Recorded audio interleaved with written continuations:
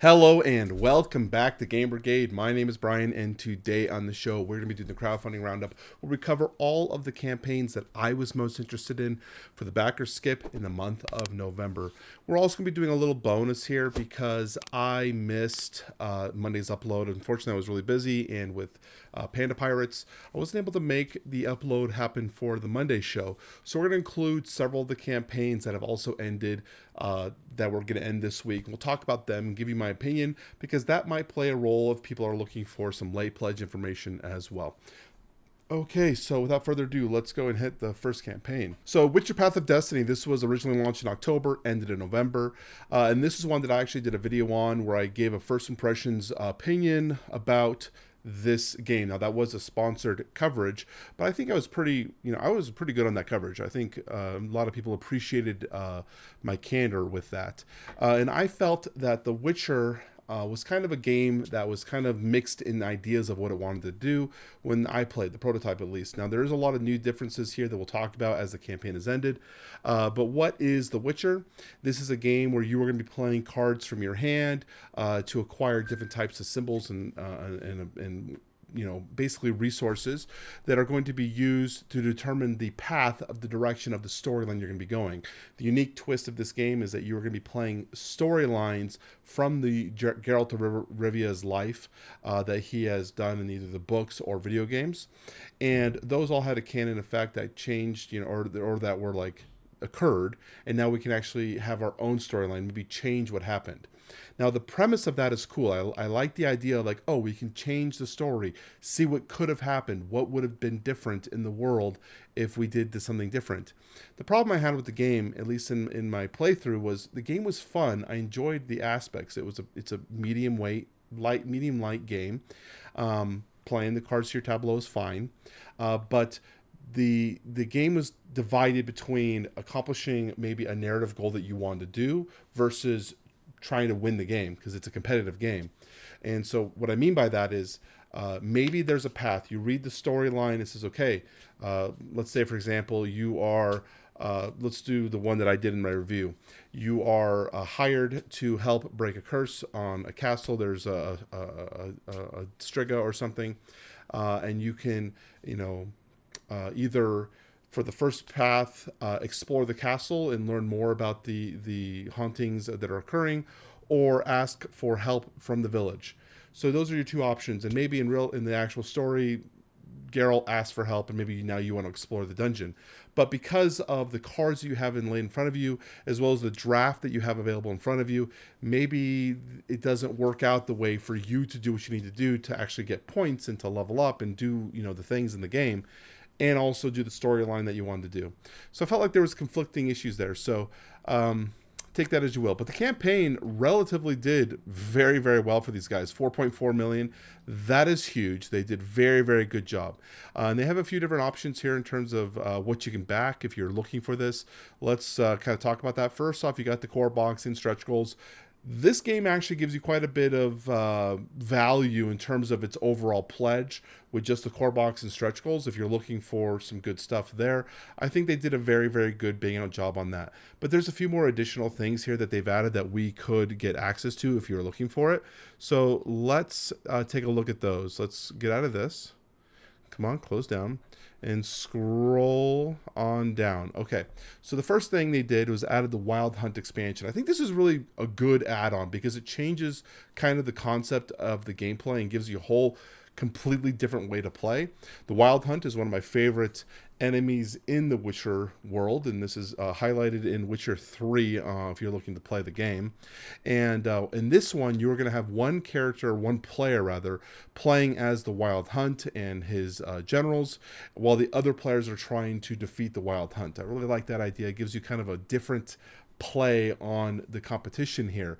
So you can see some of the contents here. I hate that they did this piece of art. I think that's a really poor taste. I think they should have kept with the mask as done, because the Wild Hunt, I don't want to, I'm not spoiling anything, but you don't know who that is, in terms of if you're going into it blind.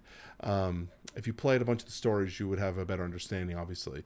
So I like this expansion. I think that adds quite a bit of gameplay content.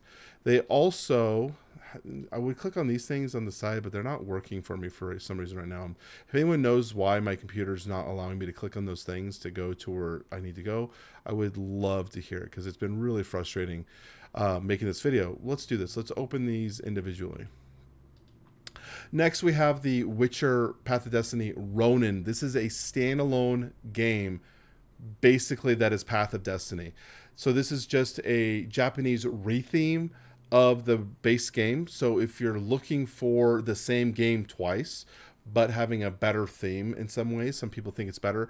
I actually do like the art. I think the art looks really cool. I love the aesthetic look of this. And personally, you could have, I think there's a mixed, a dropped ball here. This would have been great as an option. You can have a same game standalone option.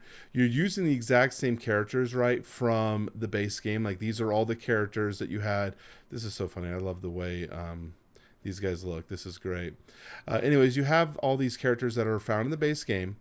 I think it would have been great is if you changed the asymmetrical powers. Maybe just give them a little bit different abilities. That way players could integrate them to either way.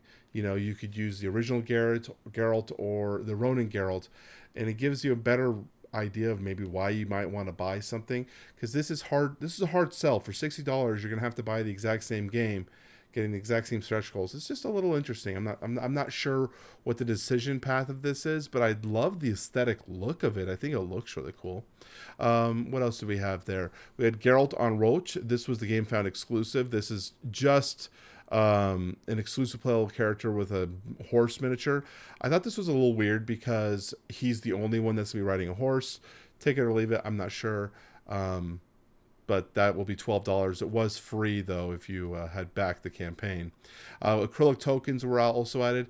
I like acrylic tokens. I think they add a little bit of life to your game if there's a way that your product can get damaged in some way, but definitely not needed. $30 is an expensive acrylic token set comparatively to what we've seen with other campaigns. And then you have the legendary monster set. I like the legendary monster set, especially if you own the old world. This is a really, really good add-on because it's adding these 4 monsters to the old world, which is really good.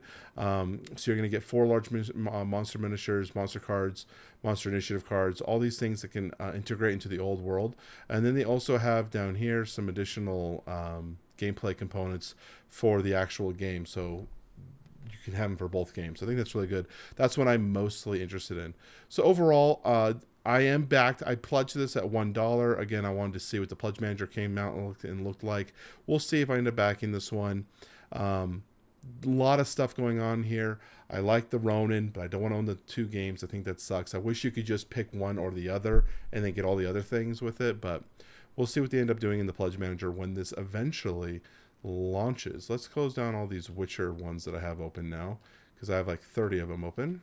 Let's close those all down and go over to Dice Thrones, X-Men, Marvel Missions, Co-op, Deadpool, all the things. Now this did very well as well. 4.2 million people love their Dice Throne, and I will try my hardest to not say Dice Thrones because all of you guys give me shit for it, so we'll say Dice Throne. Now this game is one that I personally don't love. I thought I would like it. I've heard so many people talk so highly about Dice Throne, so I ended up picking up the original Marvel version, and it's okay. I don't mind playing it, but it's one that I'm not ever really going to reach to, especially for myself at game night. What I use Dice Throne for, though, is when I have new people that come over, maybe they're going to stay for the weekend or something, and I want them to try some board games. I think Dice Throne is a really good gateway game because it's a simple game, very easy concepts to understand, and the Marvel version are usually characters that people already understand and know and like, and they like being able to feel like they're part of that world or playing as that character. So I really, really love these games as a gateway version game. The problem I have with Dice Throne is that it gets very expensive very fast. And I talked about that when I did my Should You Back version of this. So here we're looking at the X-Men version. You got some great heroes here. Psylocke, Iceman, Rogue, Cyclops, Wolverine, Jean Grey, Gambit, and Storm. All good options. They're also introducing Deadpool here. So they have an additional Deadpool standalone. We talked about the Deadpool was a little bit pricey. I explained that very much in my video, because you're also getting all these deluxe components with the Deadpool. And if you didn't want those deluxe components originally with your character, you would be kind of standing out. So if we go here to the rewards, you got the deluxe Deadpool here for $25, and you got a bunch. God, they have all these add-ons. Dice Your Own Missions. This is a cooperative campaign version of the game if you wanted to get some more campaign play out of it. We had the Battle Chest. This is one that I originally was talking about.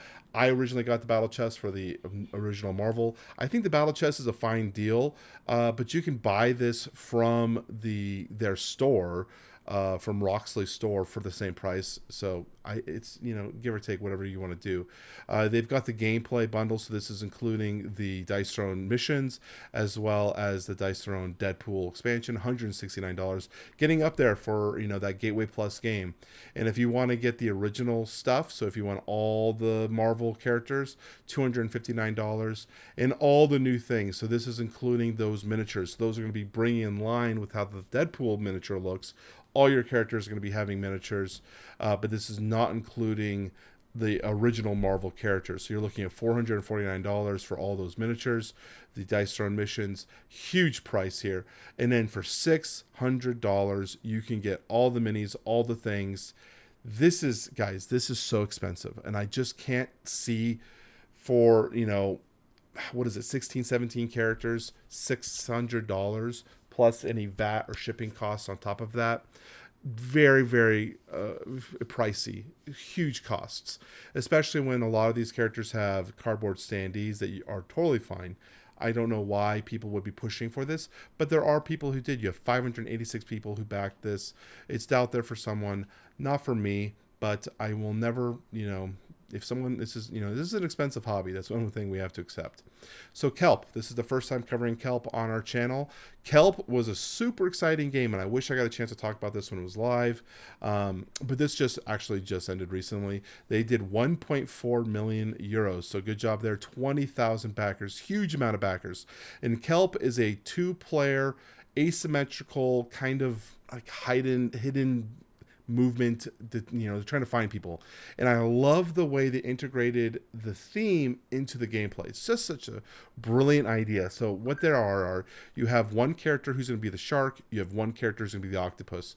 The shark is going to be traversing and going around looking for the octopus, while the octopus is kind of playing like a stratego, placing these tiles and hiding from the shark as they kind of go through the gameplay. Now they have options here too, which I think is cool. They have different complete gameplay things. The shark is a dice bag builder. You're going to be mitigating your luck as you go through. And then the octopus is a deck builder. You're going to be manipulating the board to prevent the shark from getting to you. Really, really elegant. I love the idea of this. I didn't back it. I'm thinking this might be a retail pickup for me, but really, really cool. And the reason I say that is you've got the Kickstarter Deluxe Edition. So if we go to the rewards, I think this 45 euros for the standard edition to me is more than fine. So if you look at the deluxe bundle here, what it includes is custom card sleeves. Don't really need those. Don't need a dice. Oh, that's not what it's included. Go down here. This is what's in the box. We want to get down to the deluxe components. So first off, what I like is that the shark miniature is included in the regular box. Here's the deluxe edition. This is the Kickstarter exclusive stuff. You're going to get an octopus miniature. This is not gameplay related because the octopus is hidden, so you're not going to be moving your octopus around the board. This is more for aesthetics and just to sit off the side and be pretty. You can see in some images here, they have the octopus holding the coin to indicate hand size. Not really needed. Again, they got this metal coin for the hand size to indicate if you have 5 or 6 cards or something. You've got your cotton bag embroidered. These are cute, but I don't know if it's worth the cost. Custom deluxe box. I'm a sucker for deluxe boxes, but I need more stuff to incentivize me. I'm not going to buy a deluxe edition just for a pretty box. You get the deluxe shark dice. Again, these are cool, but they're not that expensive. Custom insert. This should be standard anyways. The coins. This is basically saying, who do I want to play? I'm going to flip a coin. If it's shark or octopus, that's what I'm going to play. Whatever. So, and then you get this Brilliant Behaviors expansion. The Brilliant Behaviors expansion, this would be the real pull. Now, let's talk about what that expansion is. So, if we have to scroll down here, the Brilliant Behaviors expansion is basically a module, 6 mini modules that you can add to the game to increase or decrease difficulty for one of the two factions or sides, the shark or the octopus, basically to increase the difficulty for the shark to make it easier for the octopus, or vice versa.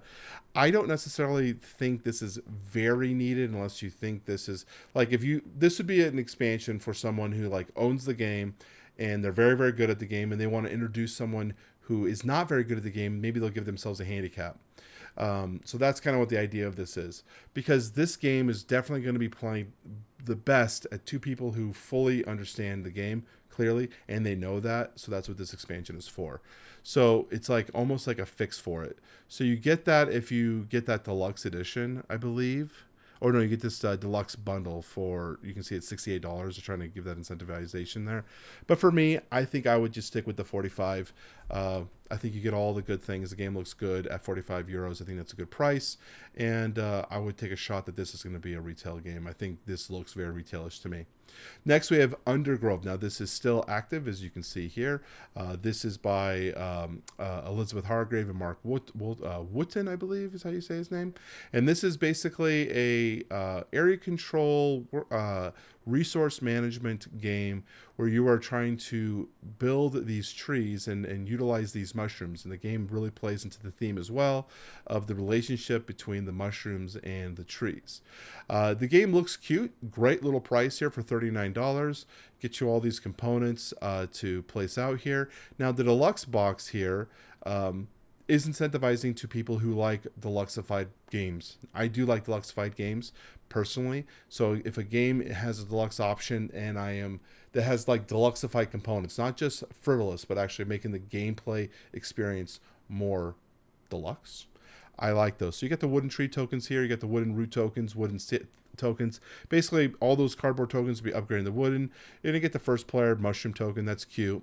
And then this is the best part, the printed wooden mushroom tiles. So all these tiles now are going to be printed on wood. So that's really good incentivization there.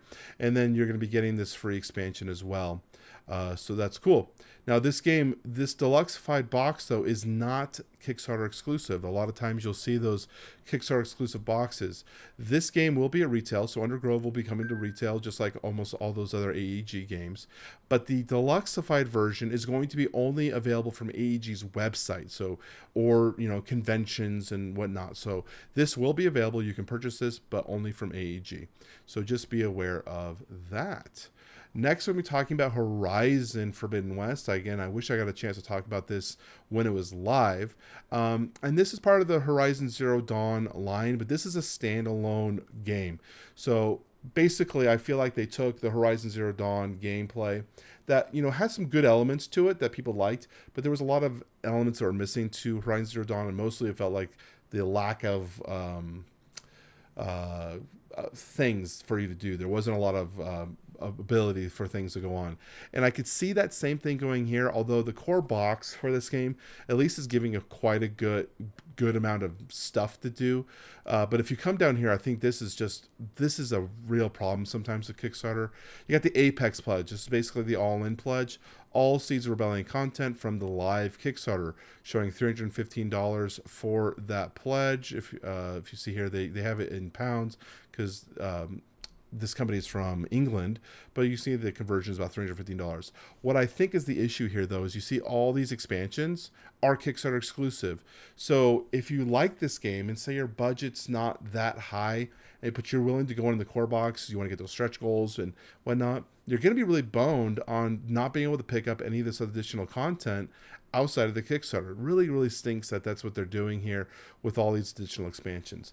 I do think, though, as I said, the Kickstarter pledge or the base pledge. Let's see. Let's scroll down here. I want to see what's in the base pledge right here. This is the core box. You got some good sized monsters. These are the 120 millimeter base monsters. Those are really good size. You got some marshals. Now there have some stretch goals to increase these, but these were the base 4 originally placed. And then you got rebels. The theme idea of this game is that there's going to be rebels who are the same people as you, but they are against you. And you're obviously the storyline, the theme here is Seeds of Rebellion. So we're trying to figure out why these guys are rebelling, what happened here. You also have the machines. The idea of Horizon Zero Dawn is there are machines that are roaming around, patrolling. They basically look like animals and creatures, but they are actually machines. And these are going to be roaming around, and you're going to have to be dealing with these guys as well. So they got some great options here. Burrowers, Claw Striders, the Leap Lashers. I played Horizon Zero Dawn, but I didn't finish it. And always, whenever I see the art assets, I'm like, God, I really wish I got to finish that game because it was really, really good. So yeah, you got all these things that are part of the core box. So much better components in terms of the playability than the original Horizon Zero Dawn game gave you in the base box. I think that one only had like 1 or 2 like things for you to fight, and that ends, and you're like, wow, I really wish I had more content to do. So this is actually going to give you quite a bit of content with that core game. 500 cards, a lot of ability upgrades. Basically, you're going to be playing a character and upgrading your abilities for those action cards. So that gets you a lot of stuff. If you pledge this as well, you're going to get this alloy character that's from the video game. So that's kind of cool. And then you see here some unlocks. Those are all those characters I'll be talking about in stretch goal form. Getting a bunch of different characters, so we're adding on and doing that. My phone keeps beeping, so let me go ahead and put myself in D&D because it's distracting. Okay. So that's all those. Now, if you come down here, you also have all those optional buys. The optional buys basically are just going to give you, from what I can tell, a giant enemy mini as well as additional marshals who are the playable characters, and then some additional cards to add to the gameplay elements. So you could choose these based on maybe your if you want them. I don't necessarily think you need them, but because the core box does give you a lot of gameplay. Okay, there's a lot of gameplay here, a lot of additional things. So this is not a bad value in its own right. But again, just know that these are exclusive, so you kind of have to go through them. Maybe they're aesthetic. Maybe you played these games and you have an idea of what these monsters are. But you're going to go and get this guy. The Lowland expansion has this really sweet dinosaur, kind of looks like a Spinosaurus. Option there with some more options here for characters with the marshals, and these marshals kind of have different kind of gameplay elements too. They kind of do different things on these boards, and you're also going to get this encounter map to play with that. You got the sky expansion, so these guys are going to have this big old flying monster you're going to have to deal with, and these guys are going to be built to deal with those. And then they kind of talk about the details of the minis.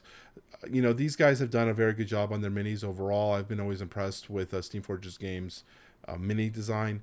I want to play this. I want to get this game, but it's expensive, so I didn't pledge it or anything yet. We'll see if there's an option for late pledge. Finishing up with Deceased here. Not finishing up, we have some more, but moving on to Deceased. I didn't really cover Deceased much in my videos here. Zombicide, DC themed. I have my Marvel Zombicide still. I've actually kind of considered selling it. Zombicide is just a system that is so light that it's like, man, is this really something I want to invest $500 into? It's a hard thing to justify. But I do think that the Marvel/DC themed Zombicides are some of the better themed ones, because I actually really like how the characters and their abilities play off of who they are meant to be. I like that aspect. So if I was going to be investing I also have Undead or Alive, which I haven't opened yet back here, and now I'm like, oh man, what do I do? Which one would I keep? I don't want any of them. I don't want any of them, but I also want one because it's good for those Gateway Plus Gateway Plus gamers. So you got the all-in Omega Pledge was finally released, shows all of the expansions. Now remember, the thing here I always talk about is some of these are going to be available at retail, some of them aren't. So when you're looking at available buys, I don't necessarily think you always need all of the stuff. Zombicide will swamp you with the amount of content you get. And when you get it, you're like, oh man, what was I thinking? So just be aware of that. I don't necessarily think it's a bad pledge. If you like the theme, you like the idea, you can get the base game with the core, with the stretch goal box and maybe 1 or 2 expansions and be fine. You can also pick up expansions at retail. You don't necessarily need that Kickstarter exclusive. Don't fall for the FOMO. Be aware of what they're doing. They're trying to incentivize you to spend the money now and increase your shipping costs and all those things. But for what it is, it's Zombicide. It's the same game that we've seen multiple times. But this one's with DC. And I almost would rather at this point, I think the DC is actually better than the Marvel version. And if I had to pick between the two, I might have gone with DC actually now instead of that one. So, who knows? But now I'm stuck with Marvel Zombicide. So I have to figure out what I'm going to do with that before I make any decisions with a late pledge option here. Going over here to Kalala. I think I said that right this time. Kalala. This was the one that I talked about. This might have been my pick of the week back in the day when I did the video on it. But this one is a really beautiful Euro. Now, I don't cover a lot of Euros in terms of things that I'm interested in, but this one did interest me quite a bit with the gameplay aspects. It's an older game from 2017. This is just a second edition reprint here by Alley Cat Games. And one that I was mostly thinking about getting, but I decided not to. Again, I didn't back a lot of these games going through. I love the art, new art by Ian O'Toole. And effectively, this gameplay is you are cloth makers and you're assigning your people to different locations. And based on what other people do, it's going to give you a benefit and bonus and whatnot. So it gives you the idea that even though it might not be your turn, you're getting benefits and rewards, which is kind of cool. I also liked on their campaign page where they talked about the original 2017 campaign or game versus 2023. What's different between the two? This is one of those things I talked about again, deluxifying my gameplay to increase my experience. I just don't want a little mini that sits there and looks pretty. I want to deluxify things to enhance my experience. And I think that these things are kind of like that. So you got the wooden discs that are just the colors of the options here, but now they're going to make them thicker, wider wooden titles with that screen printing, new art. You can take it or leave it. I think the new art is much better. Dual layer player boards. This is Kickstarter exclusive, so they will not beat the retail version, but that increases the gameplay options there as well. And then 2 to 5 players. The original game was 3 to 5. I talked all about this in the original video. I think that's a great thing, a great deluxified version for me if I was going to move on this. So this is Kalala. The next is the Old King Crown, another one of my original my pick of the weeks. This is a game that is from a first-time publisher, the Eerie Idle Games, and I was very, very impressed with not only the art, I was impressed with the gameplay direction here, as players are going to be using kind of deceit and bluffing to place their units here to gain different types of powers and abilities as they go through the different types of rounds. I was really, really impressed with overall everything I saw here. You can see all the different mechanics here as you place your components out into different spots on the board to try to get different types of abilities. And then you're going to play cards to these sections. And these cards are actually going to be where you're actually playing your power too. So I might have placed something here bluffing I was going to go to this, but instead I'm going to send my power up here because I want my rewards there. And this is where you actually are going to reveal those rewards and see who wins each section. And then winters, we're going to have some cleanup sections.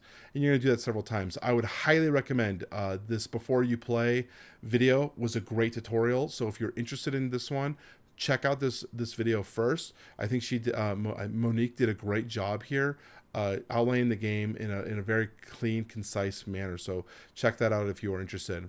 Next, we had Perseverance Castaway Chronicles by Mindclash Games. Now, this is one I talked about picking up only really for the fact that I wanted to complete my collection. I've got the 1-2 box sitting down here unplayed as well. God, it's so embarrassing every time I mention games that I have that are unplayed. It's really, really bad.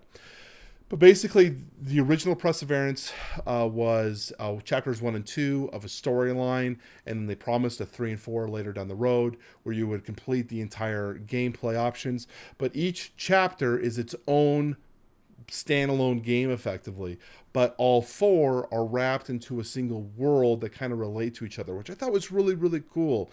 But the reality is for me is I haven't played the base game, the first 1 and 2. It was hard for me to justify picking this up just so I had a complete collection. And I would think it would be also very difficult to resell both of them at the cost they are. Now, I will say when I originally got this campaign the first time, I thought that it was a very good price. I remember telling my wife at the time I was doing my unboxing, I was like, this is like one of the last true good Kickstarter deals. And to be honest with you, though, the rewards here were still kind of in par with those original prices that I paid with the 1 and 2 box. So they still are, My Classic Games is doing a very good job to give you an immense amount of content at a decent price. So that's Perseverance Castaway Chronicles. One that I was justifying because I thought I needed it, but the reality is I ended up deciding not to get it. Here we have Stars of Vicarios, the 1.5.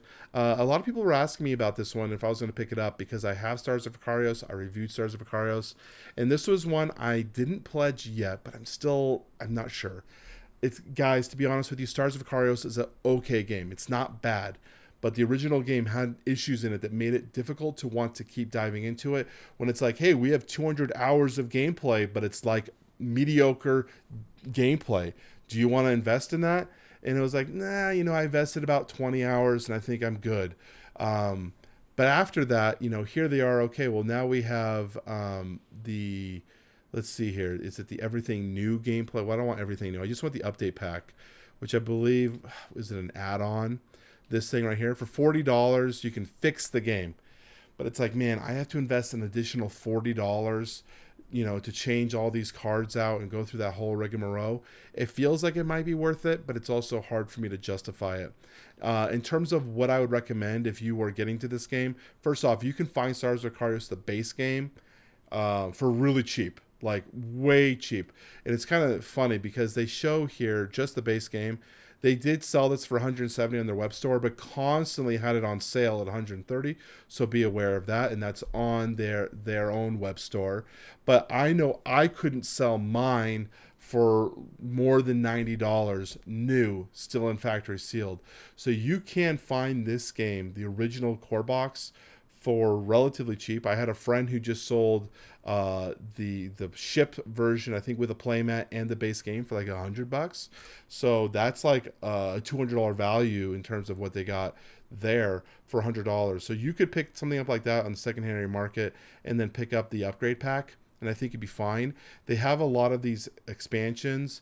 The ships of Vicarios I actually like, not necessarily needed, but these are the enemy ships you're going to face. It's just this game is kind of like X-Wing, where it's played on a three-dimensional. You're going to be playing on a 2D board, but like three-dimensional pieces. You're going to fly your ship around and engaging with the enemy ships, and they have their own AI deck, which will dictate their movement and their actions. The ships of Vicarios is just to replace the cardboard chits. Not needed, but that's what they are. Drones of Vicarios is an additional expansion, adding in these drones to kind of give some more gameplay fix. I don't think I'd be interested in that. Neither with this Battle of Vicarios. The game already has 200 hours of gameplay. I don't need more gameplay. The expansion is just not really necessarily needed. Terrain. I'm fine with the cardboard pieces that there are in the game. They have really nice full art colored cardboard. I think I would be sticking with that. So again, my recommendation, if you're going to be looking at Stars, check the secondhand market first, and if you want to pick up the upgrade pack, you could probably get in for $120 or less. But then you get it's like a wash. Do whatever you want. It's a wash. What am I saying? Critter Kitchen. This was from Cardboard Academy and Alchemy, and I mentioned that this had a lot of Flamecraft vibes. Based on the art, the same artists, same designers, and I feel like they even have the same aesthetic with the long board. But this one was basically getting meals and creating a craft. So you're sending your workers to different types of vendors, and the type of worker you sent will provide different types of benefits. You have a fast worker, slow worker, and a worker that can carry a bunch of stuff. And you're going to have to send those workers secretly to different locations to try to get there before other players do, or take advantage of what someone might not go to get some benefits, to create the best type of meal. This one did really, really well. People like this a lot, and it looks cute. It looks very fun. And for the cost of $40, it's not a bad cost, but a lot of people are pushing for this deluxe edition. And if we look at the Flamecraft, what Flamecraft did in terms of its overall cost, Flamecraft on the secondary market was bitch to get. I'm gonna tell you guys now, it was so hard to get. It was so expensive that if you are interested in this and just the slightest inkling, I would highly recommend to consider getting this deluxe edition, because yes, while the retail version of Flamecraft is readily available, I see so many people constantly trying to get the deluxeified versions of that game, and I just want to make sure people are aware of what that is like on the end. The final game we're going to be taking a look at, finally wrapping this video up. I'm trying not to be 5 hours long here. I actually have no idea how long this video is. 34 minutes, not too bad actually. Spiritfire, the living board game by Orange Nebula. Now this was a solo only game. We did a should you back video on this the day it launched, and it was crazy because the video here doesn't tell you anything. They use a lot of pretentious words that don't explain anything, and you're like, what the hell is going on? And it took until like 3/4 of the way the campaign through for Orange Nebula to finally post something that kind of give people some better ideas of what the heck was going on.